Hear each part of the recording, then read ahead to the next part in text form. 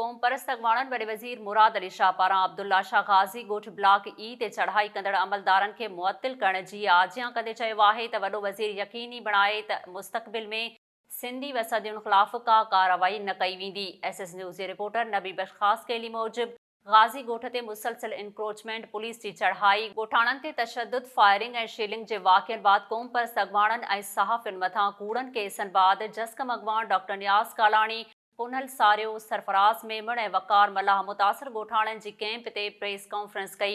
उन मौक़े ते डॉक्टर नियाज़ कालाणी चयो आहे त गाज़ी ॻोठ वाक़िए ते वज़ीर आला सिंध पारां वरितल वक़्तायती नोटिस खे बहितर क़दम सम्झूं था, जंहिं मुलविस अहलकारनि खे फ़ौरी तौर मुअत्तिल करे इंक्वायरी जो हुकुम ॾिनो आहे।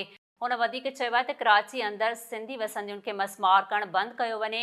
सिंध असांजी आहे, हिते धारियनि पनाहगीरनि खे तहफ़ुज़ ॾेई धरती धणियुनि खे बेदख़ल कयो वञे थो, जंहिंजी मज़म्मत करियूं था। हुननि मुतालबो कंदे चयो आहे त वॾो वज़ीर सिंधी वसंदियुनि जे तहफ़ुज़ ख़ासि तौर ते गाज़ी ॻोठ जे बचाव लाइ नोटिस जारी करे त मुस्तक़बिल में का बि कार्रवाई न कई वेंदी।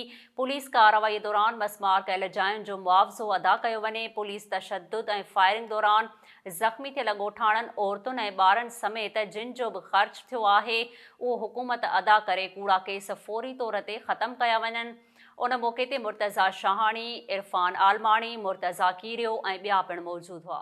कल्ह हिते करबला जहिड़ो जेका अस्पताल पैदा कई वई सिंध हुकूमत तरफ़ां ऐं माण्हुनि ख़ासि तौर ते असांजी नियाणियुनि जे हिमत बहादुरी जो जेको आहे त मुज़ाहिरो कयो आहे, खेनि क़ौमी सलाम पेश कयूं था। ऐं राति देरि सां इहा ख़बर पई आहे, नोटिस निकितो आहे त जिन ऑफिसरनि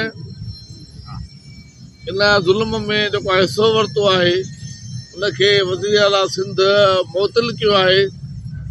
कंहिंजी तारीफ़ कंहिंजे क़दम में न खणण या कुझु साहिब थींदी, ऐं इन क़दम खे जेको आहे वज़ीर आला जे इन क़दम खे साराहियां थो। सुठी ॻाल्हि आहे, भली ॻाल्हि आहे, पर इहा अधूरी ॻाल्हि आहे। अधूरी ॻाल्हि इहा ईअं आहे त अञा असांजो जेको आहे ही 4-5 जेके मसइला आहिनि उहे रहियल आहिनि। पहिरियों ॻाल्हि इहा त सिंध हुकूमत अहिड़ो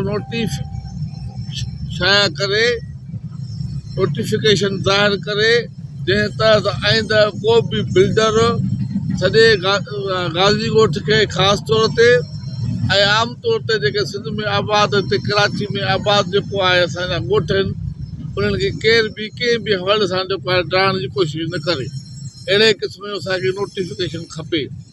ॿियो, ही गाज़ी ॻोठ में ही जेके तव्हां बिल्डिंगूं ॾिसो था, दुकान ॾिसो था, बिल्डिंगूं ॾिसो था, जेके नुक़सान थिया आहिनि उन्हनि जो अज़ालो कयो वञे।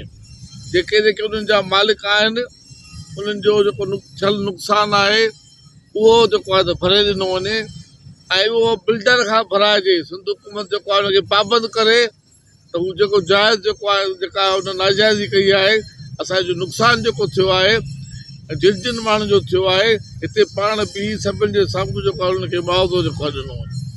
टीं ॻाल्हि इहा त जेके नियाणियूं असांजूं, असांजा दोस्त भाइर जेके ज़ख़्मी थिया आहिनि, उन्हनि जो जेको इलाज ते इन्हनि जो ख़र्चु थियो आहे, उनजो बिल्डर खां ऐं सिंध हुकूमत पाण जेको आहे, जेके उनजा ऑफिसर आहे उन्हनि जी पघारूं कटे बि उनजो इलाज मुआवज़े जे लाइ जेको आहे त उहो तदारुक कयो वञे ऐं इलाज मुआवज़ो जेको आहे त उनजो करायो वञे।